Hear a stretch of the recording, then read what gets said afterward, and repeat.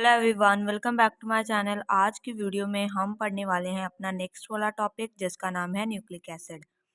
Nucleic acid जैसे कि आपको पता है डीएनए एंड आरएनए होते हैं। हमने 10th +1 एंड 12th सभी क्लासेस में पढ़ा हुआ है ये, ठीक है। तो अगर आपको नहीं पता तो हम चैप्टर सेकंड पढ़ रहे थे, जिसका नाम केमिकल बेसिस ऑफ लाइफ है, ठीक है। Nucleic acids are organic compounds. ये ऑर्गेनिक कंपाउंड और या फिर हम बोल सकते हैं कि ये ऑर्गेनिक मॉलिक्यूल्स होते हैं, composed of carbon, oxygen, hydrogen, nitrogen, phosphorus. इसमें कौन कौन से एलिमेंट पाए जाते हैं? कार्बन पाया जाता है, ऑक्सीजन पाया जाता है, हाइड्रोजन, नाइट्रोजन एंड फॉस्फोरस। ये एलिमेंट इसमें पाए जाते हैं डीएनए एंड आरएनए में। These are the largest molecule in the body. जैसे कि आप सबको पता है डीएनए एंड आरएनए हमारी बॉडी में पाए जाते हैं, और ये क्या होते हैं? लार्जेस्ट मॉलिक्यूल्स होते हैं हमारी बॉडी के बीच में। Nucleic acid are two variety, दो टाइप के न्यूक्लिक एसिड पाए जाते हैं, deoxyribonucleic acid and ribonucleic acid, ठीक है। तो फर्स्ट ऑफ ऑल न्यूक्लियोटाइड्स के बारे में पढ़ेंगे। Nucleic acid are polymer of nucleotide. तो न्यूक्लिक एसिड जो रहते हैं हमारे डीएनए एंड आरएनए, ये किससे बनते हैं? न्यूक्लियोटाइड से बनते हैं। जब बहुत सारे न्यूक्लियोटाइड्स जो जुड़ जाते हैं, मिल जाते हैं, तो एक चेन्स, लंबी सारी चेन बना लेते हैं न्यूक्लियोटाइड, और हम उसे न्यूक्लिक एसिड बोलते हैं। Structural units of nucleic acid are called nucleotide. अगर देखें तो स्ट्रक्चरल यूनिट कौन सी है न्यूक्लिक एसिड की? न्यूक्लियोटाइड्स है, आर क्वाइट कॉम्प्लेक्स, और ये क्या होते हैं? कॉम्प्लेक्स स्ट्रक्चर होती है।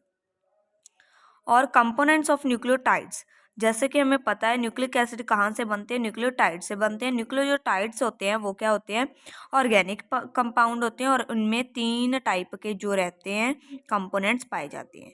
पहला है नाइट्रोजीनियस बेस, दूसरा है pentose sugar and phosphate group. ये हम यहाँ पर न्यूक्लियोटाइड्स की बात कर रहे हैं। टाइड्स के केस में 3 कंपोनेंट पाए जाएंगे, nitrogenous base, pentose sugar and phosphate group. Nitrogenous base में क्या है? 5 major variety of nitrogen containing base होते हैं। 5 तरह के इसमें नाइट्रोजन कंटेनिंग बेस पाए जाते हैं, जो कंट्रीब्यूट करते हैं न्यूक्लियोटाइड की स्ट्रक्चर को बढ़ाने के लिए। यहाँ पर उनके नेम दे रखे हैं, जो कौन कौन से नाइट्रोजन कंटेनिंग बेस पाए जाते हैं। एडेनाइन, ठीक है, ग्वाइनाइन, साइटोसिन, थायामाइन एंड यूरासिल। ये 5 टाइप के बेस पाए जाते हैं, ठीक है। Adenine and guanine are large. इसमें A and G, adenine and guanine सबसे बड़े होते हैं, और इसमें क्या होती है? 2 रिंग बेस होते हैं, जिसे हम प्यूरिन्स बोलते हैं। वेरेज जो साइटोसिन, थायामाइन एंड यूरासिल होते हैं, ये स्मॉलर होते हैं, छोटे होते हैं, और सिंगल रिंग बेस, इनका जो बेस रहता है वो सिंगल रहता है, सिंगल रिंग रहती है, और उसे हम क्या बोलते हैं? पैरामिड, पैरामिडिन्स से बोला जाता है, प्रीमिडिन्स, ठीक है। उसके बाद पेंटोज शुगर रहती है। पेंटोज शुगर कौन सी होती है? जिसमें 5 रहते हैं, ठीक है, कार्बन, वो फॉस्फेट ग्रुप उसके साथ रहता है, ठीक है। उसके बाद सिंथेसिस ऑफ न्यूक्लियोटाइड, जो हमारे न्यूक्लियोटाइड रहते हैं, वो पहले एक न्यूक्लियोटाइड बनेगा, फिर सारे न्यूक्लियोटाइड आपस में मिलेंगे और एक लंबी सारी चेन बना लेंगे, जिसे हम न्यूक्लिक एसिड बोल देंगे। तो ये जो एक न्यूक्लियोटाइड रहता है, ये कैसे बनता है? The stepwise synthesis of nucleotide involve the attachment of the base to the pentose sugar। तो इसमें क्या रहता है कि जो बेस रहता है वो अटैच रहता है पेंटोज शुगर के, to form of first nucleoside. पहले क्या बनता है? न्यूक्लियोटाइड बनने के पहले न्यूक्लियोसाइड बनता है। न्यूक्लियोसाइड में क्या रहता है? न्यूक्लियोसाइड बनता है पहले, उसमें हमारा फॉस्फेट ग्रुप नहीं रहता, उसमें 2 ही कंपोनेंट रहते हैं, nitrogenous base and pentose sugar. दोनों अगर जुड़ जाएं, यहाँ पर बोला गया ना attachment of nucleotide, attachment of the base, जो बेस रहता है उसने कहाँ से अटैच होना होता है? पेंटोज शुगर के साथ।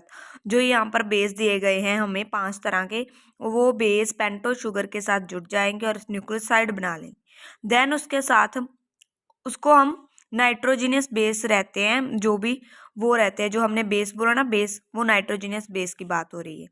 The nucleotide is formed when phosphate group is, nucleotide कब बनेगा? ये साइड बना, ठीक है, जब बेस पेंटोज शुगर के साथ जुड़ा, ये दोनों जब कंबाइन हुए तो क्या बना? साइड बना।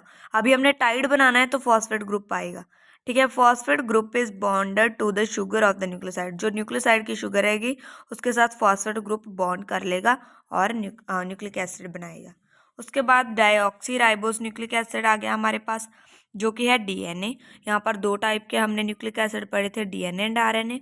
तो पहले हम पढ़ेंगे डाइऑक्सी राइबोन्यूक्लिक एसिड डीएनए, ठीक है। तो यहाँ पर आपको पूरी डायग्राम दी गई है कैसे फॉर्म होता है, ठीक है। The largest of nucleic acid, deoxyribonucleic acid, is typically 100 million to 1 billion nucleotides long होता है।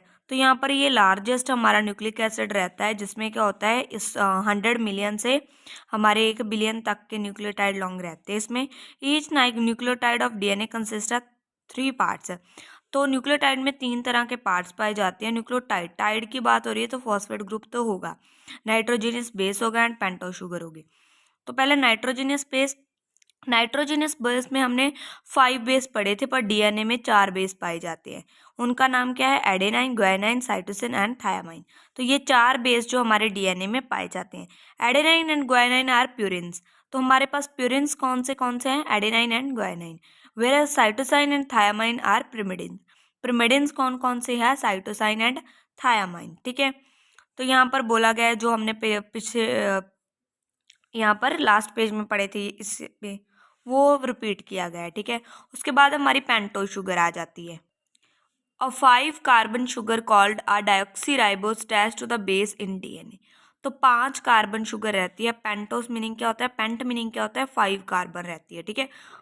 5 कार्बन की जो शुगर रहती है वो डाईऑक्सी जो राइबोस से अटैच होगी बेस से, ठीक है। तो फॉस्फेट ग्रुप जो रहता है, यहाँ पर फॉस्फेट ग्रुप का जो आपको यहाँ पर फॉर्मूला बताया गया है, alternate with the pentose sugar to form a backbone. ये बैकबोन फॉर्म करता है, ठीक है।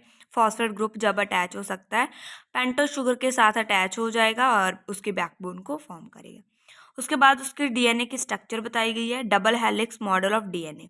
तो डीएनए का मॉडल कौन सा होता है, डबल हेलिक्स होता है। जैसे यहाँ पर हम ऐसे नहीं पढ़ते डबल हेलिक्स, कुछ इस प्रकार का डबल हेलिक्स होता है। In the Watson Crick double helix model किसने दिया था, वाटसन क्रिक ने दिया था।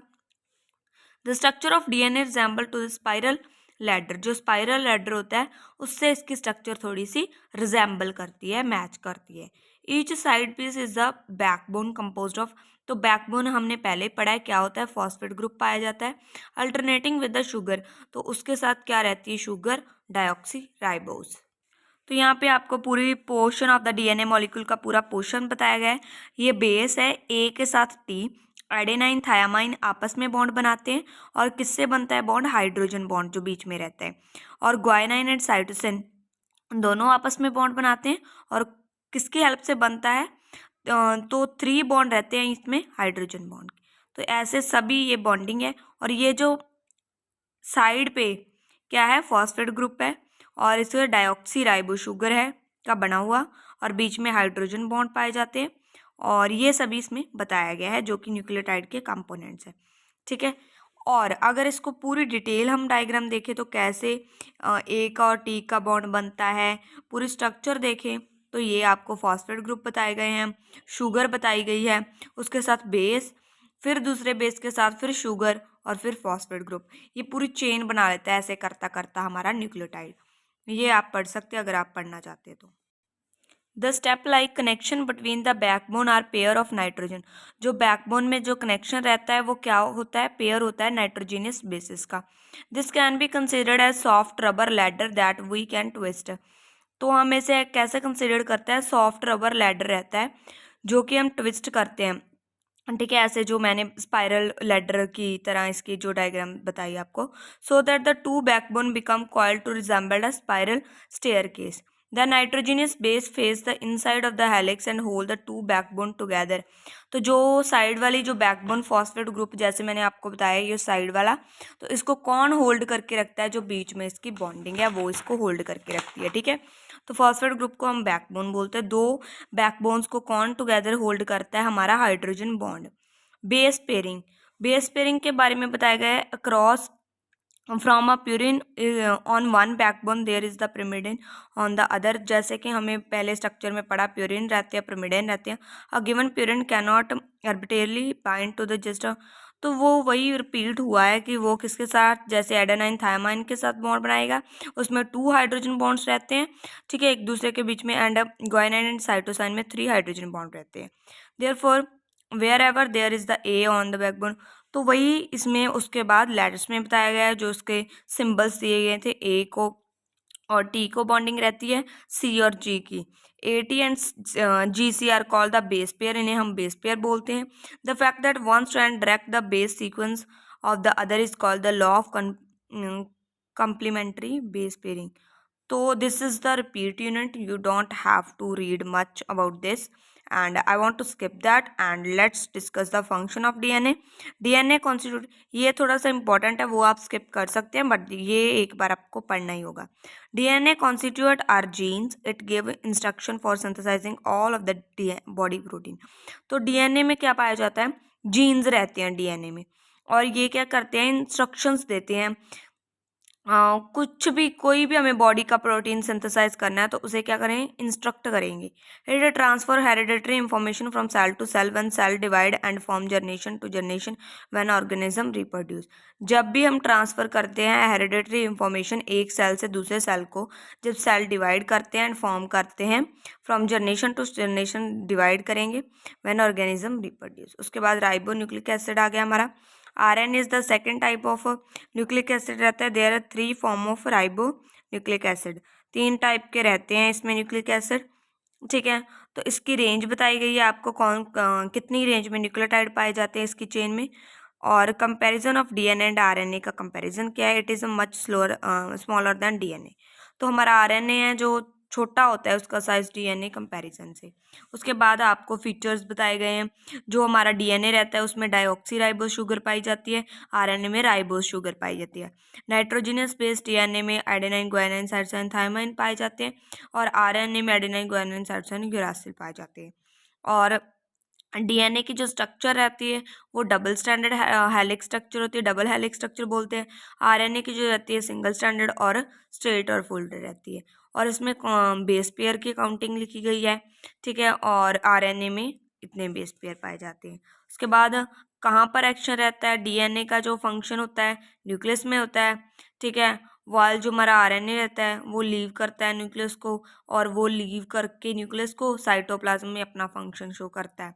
देन फंक्शन क्या रहता है, इसमें जेनेटिक इंफॉर्मेशन होती है हमारे डीएनए में, और कोड होते हैं जिससे हमारे जो आरएनए एंड प्रोटीन बनना है। और आरएनए में क्या रहता है, इंस्ट्रक्शंस होती हैं डीएनए के लिए, और ये असेंबल करता है प्रोटीन्स को। उसके बाद DNA is a single strand, sorry RNA is a single strand, इसमें सिंगल स्ट्रैंड रहता है, बट डीएनए में डबल स्ट्रैंड रहता है। RNA consist of only 1 nucleotide chain, इसमें एक ही न्यूक्लियोटाइड चेन रहती है। Not held together by complementary base pair, इसमें जैसे यहाँ पर ए टी सी जी, वो कॉम्प्लीमेंट्री बेस पेयर से इसकी है जो होल्ड नहीं रहता। और इसमें excepted certain region of tRNA molecule fold by, तो इसमें एक्सेप्शंस हैं लाइक टीआरएनए, एमआरएनए, ये सब इसके टाइप्स जो रहती हैं। The sugar in RNA is ribose, ribose sugar जैसे मैंने बोला कि आरएनए में और डीएनए में डाइऑक्सी राइबोस रहती है। One of the pyrimidine of DNA thymine is replaced, तो जो हमारा डीएनए है उसमें क्या होता है, थायमाइन होता है, बट हमारे आरएनए में थायमाइन नहीं होता, उसकी जगह पे यूरासिल होता है। उसके बाद फॉर्म्स ऑफ आरएनए आ गई। 3 फॉर्म्स हमारी पाई जाती हैं जो कि हमारे डीएनए से ही बनती हैं। पहले mRNA, rRNA and tRNA. MRNA को हम क्या बोलते हैं, messenger RNA. Messenger RNA direct the synthesis of the polypeptide, ये क्या करता है, पॉलीपेप्टाइड चेन को सिंथेसाइज करता है। When a gene is activate, जब भी जीन एक्टिवेट होता है, मॉलिक्यूल ऑफ मैसेंजर आरएनए, जो हमारा मैसेंजर आरएनए होता है उनके जो मॉलिक्यूल रहते हैं, sort of mirror image copy of the gene is made. Most mRNA migrate from the nucleus to the, mRNA जो क्या रहते हैं न्यूक्लियस से बाहर निकलते हैं, साइटोप्लाज्म में आ जाते हैं, तो वहाँ पर क्या करते हैं, where it code is read by ribosome, जो राइबोसोम रहता है वो क्या करता है, कोड को रीड करता है।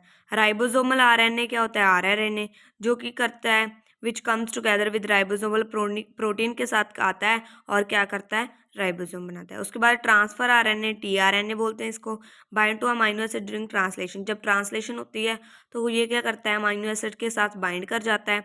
और transfer RNA deliver amino acid, तो ये अमाइनो एसिड को राइबोसोम तक डिलीवर करता है। Ribosome choose from the among these assemble, तो अपने जो राइबोसोम रहते हैं वो असेंबल करके उसे चूज कर लेते हैं, order to direct by the mRNA जो भी। उसके बाद हमारा आ जाते हैं फंक्शन ऑफ RNA। RNA के कौन कौन से फंक्शन है? The essential function of RNA is to interpret the code in DNA and direct the synthesis of protein. तो सबसे इसेंशियल फंक्शन क्या रहता है कि उसने जो भी इंटरप्रेट करना होता है कोड जो भी DNA में रहता है कि जो कि क्या करेगा आगे जाके प्रोटीन की सिंथेसिस करेगा। RNA synthesis the protein. RNA हमारा क्या करता है? प्रोटीन को सिंथेसाइज करता है और assembling amino acid in the right order, और जो भी अमाइनो एसिड रहते हैं उसको राइट ऑर्डर में अरेंज करता है to produce a each protein described. जो भी DNA बोलता है प्रोटीन बनाने को तो वो ये ऑर्डर में सीक्वेंस को लगाकर वो प्रोटीन बनाता है। ठीक है। RNA works mainly in the cytoplasm. RNA जो रहता है हमारा साइटोप्लाज्म के अंदर काम करता है, जो सेल रहता है उसके साइटोप्लाज्म के अंदर, वाइल जो हमारा DNA होता है वो न्यूक्लियस के अंदर काम करता है गिविंग ऑर्डर फ्रॉम देयर। तो अपनी अपनी जगह से ये दोनों ऑर्डर देते रहते हैं। उसके बाद हमारा एडिनोसाइन ट्राइफॉस्फेट आता है, जो कि हम नेक्स्ट वीडियो में ये वाला टॉपिक पढ़ेंगे, और ये टॉपिक हमारे इस चैप्टर का लास्ट टॉपिक होने वाला है। उसके बाद हम अपना नेक्स्ट टॉपिक स्टार्ट करेंगे जिसका नाम सेल है। ठीक है। तो सेल जो हमारा है वो इम्पोर्टेंट है, वो आप ज़रूर से वीडियो देखना, और मिलते हैं नई वीडियो के साथ नए टॉपिक के साथ। Till then bye bye everyone, bye bye.